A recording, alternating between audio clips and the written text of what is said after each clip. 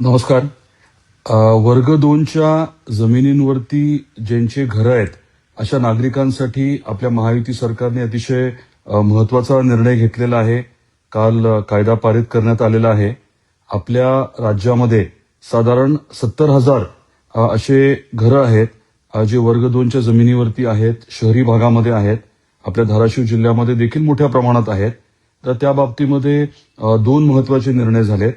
एक म्हणजे 5% जो नजराना आहे तो आता माफ करण्यात आलेला आहे आणि अगदी सरसकट सर्वांना वर्ग 2चं 1 करण्याच्या बाबतीतला अतिशय महत्त्वाचा निर्णय झालेला आहे. त्यामुळे 70,000 कुटुंबांना आणि संबंधित लोकांना त्याचा फायदा मिळणार आहे. आपल्या धाराशिव जिल्ह्यात शहरात देखील याचा खूप मोठा फायदा होणं अपेक्षित आहे स्वाभाविकपणे. म्हणजे आता ज्यांची अशी घरं आहेत ते नियमित होतील आणि वर्ग 1 फ्री होल्ड त्यांची मालकी असल्यामुळे त्यांना त्याच्यावरती कर्ज काढता येऊ शकेल. नवीन बांधकामाला अधिकृत परवानगी मिळेल आणि खूप मोठा दिलासा दिल्याबद्दल आपले महसूल मंत्री आदरणीय बावनकुळे साहेबांचे मनापासून आभार व्यक्त करतो. महायुती सरकारचे आणि आदरणीय मुख्यमंत्री देवेंद्रजी फडणवीस साहेबांचे, दोन्ही उपमुख्यमंत्री महोदयांचे मी आभार मानतो.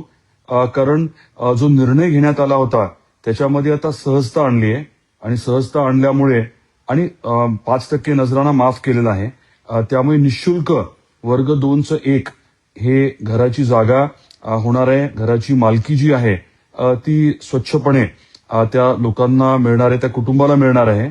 आणि मी म्हटल्याप्रमाणे घरावरती कर्ज उद्योग व्यवसायाच्या अनुषंगाने असेल, शैक्षणिक कर्जाच्या अनुषंगाने असेल, ते मिळू शकेल. नवीन बांधकाम करायला देखील कर्ज मिळू शकेल आणि हे खूप सुलभ केल्यामुळे माझे बावनकुळे साहेबांना खरं तर मनापासून धन्यवाद आहेत. त्यांचे मनापासून मी आभार मानतो आणि आपल्यालाही विनंती आहे की हा महत्त्वाचा विषय आपल्याशी संबंधित असेल तर त्याचा योग्य तो आपण उपयोग करून घ्यावा.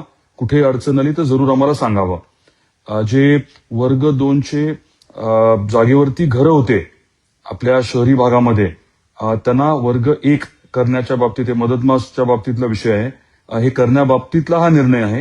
मी म्हटल्याप्रमाणे नजराना 5% ठरला होता, तो माफ आता झालेला आहे आणि अतिशय सुलभ करून सरसकट 2चं 1 केलं जाणार आहे, ज्याच्यामुळे मालकी हक्क राहतील, कर्ज घेता येऊ शकेल. परत एकदा मी महायुती सरकारचे आभार व्यक्त करतो आणि सर्व संबंधित नागरिकांना विनंती करतो की या महत्त्वाच्या निर्णयाचा आपण योग्य तो लाभ घ्यावा. कुठेही अडचण आली तर जरूर आम्हाला सांगावं. धन्यवाद.